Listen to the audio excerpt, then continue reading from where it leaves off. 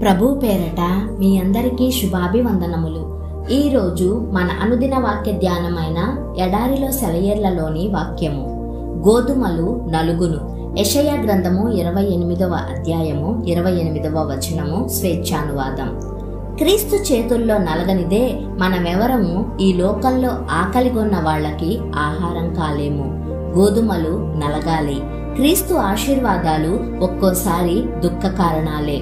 అయితే మన తోటి వారి జీవితాలను దీవెన హస్తాలతో ముట్టుకోగలగడం కోసం విచారాన్ని భరించడం పెద్ద లెక్కలోనిదేమీ కాదు. ప్రస్తుతం మనకున్న ఆకర్షణీయమైన వస్తువులన్నీ కన్నీళ్ల ద్వారా, బాధ ద్వారా వచ్చినవే. తాను ఎన్నుకున్న వాళ్ళకి ఆహారంగా దేవుడు చేశాడు.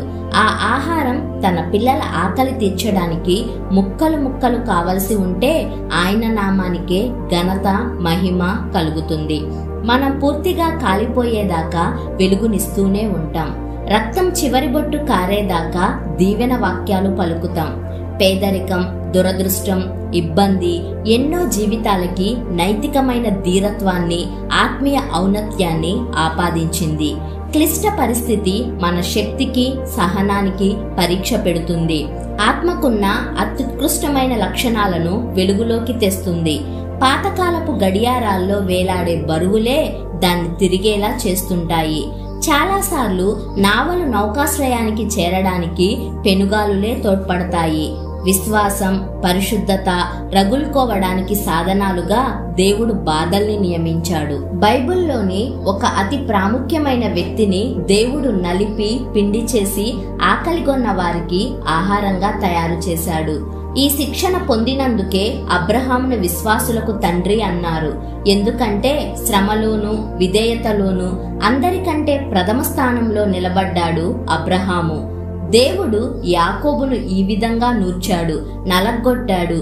యోసేపు పిండి పిండయ్యాడు. సింహాసనం ఎక్కడానికి అతడు పొతీఫరు వంటశాల గుండా, చెరసాల గుండా వెళ్లవలసి వచ్చింది. దావీదును పక్షిని వేటాడినట్టు వేటాడారు. దెబ్బలు తగిలి అలసిపోయి కాళ్లలో సత్తువ లేక గోధుమలు నలిగినట్లు నలిగిపోయాడు.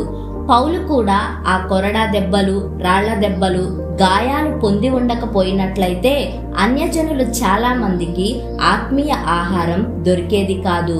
నువ్వు యుద్ధం ఎలా చేస్తే ఫలితం అలానే ఉంటుంది. దేవుడు నీకు ప్రత్యేకమైన విపత్తుల్ని ఏర్పాటు చేశాడంటే ఆయన హృదయంలో కూడా నిన్ను ఓ ప్రత్యేకమైన స్థానంలోనే ఉంచుకున్నాడన్నమాట. ఘోరమైన గాయాలు పొందిన ఆత్మని దేవుడు అతి జాగ్రత్తగా ఎన్నుకున్నాడన్నమాట.